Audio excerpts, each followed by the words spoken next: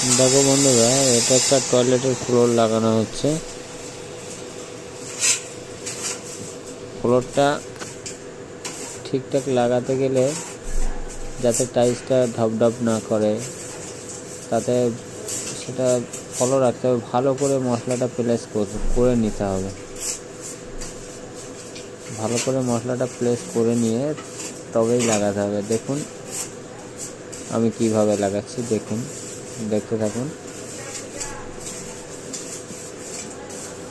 একটা জিনিস মনে রাখতে হবে, সব সময় বাথরুমের ক্ষেত্রে বাথরুমের ঢালটা সব সময় ফলো রাখতে হবে। সব সময় ঢালটা ফলো রাখতে হবে। ঢালটা যদি ঠিকঠাক না থাকে তাহলে পানিটা ঠিকঠাক পাস হবে না, বার হয়ে যাবে না।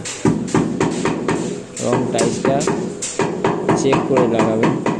একবার ঠুকে দেখুন, আমি ঠুকে ওটাকে চেক করেই লাগাবো। ঠুকে চেক করতে হবে, তারপরে তুলে যদি কোথাও ফাঁকা থাকে সেখানে মশলা দিয়ে তারপর ভোলা দিয়ে তারপরে লাগাতে হবে। আর মশলাটা সবসময় ফলো রাখতে হবে, ভালো করে যেন ড্রেসিং করা হয় আর ঘোলাটাও যেন ঠিকঠাক মারা হয়। ফ্লোরে ঘোলাটাও ঠিকঠাক করে মারতে হবে। জল দিয়ে সিমেন্ট দিয়ে ঝাঁটা দিয়ে পুরো ঘুরিয়ে দিতে হবে যাতে সমস্ত জায়গায় যাতে সিমেন্টটুকু লেগে যায়। সিমেন্টের ঘোলাটা এইভাবেই মারলে সবথেকে ভালো হয়। দেখতে থাকুন ভিডিওটি।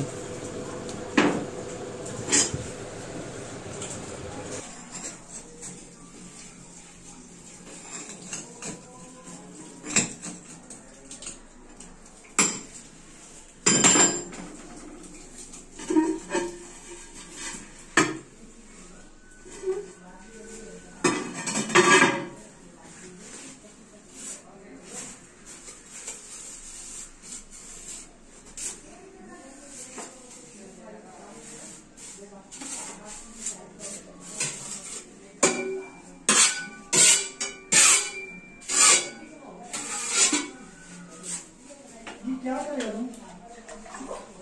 पुराना पेंसिल पकड़ोगे तो कहाँ का टेंशन है?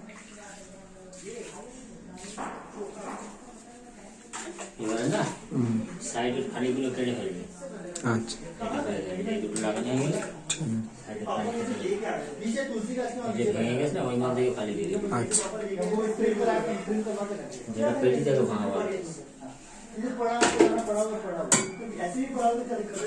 फिर रहेगा तो फिर कभी कहीं कर सकते हैं। उसमें हाथ में लगा के 5 किलो में काम कर दिया है ना, ये 5 किलो में रहेगा। ट्रेनिंग का काम भी बहुत है। कोई काम नहीं, एक्चुअली कोई काम नहीं। इतना अंदर में वो करा हुआ, इन्होंने एकदम बैटरी हटा दिया। तो उसके बाहर क्या है?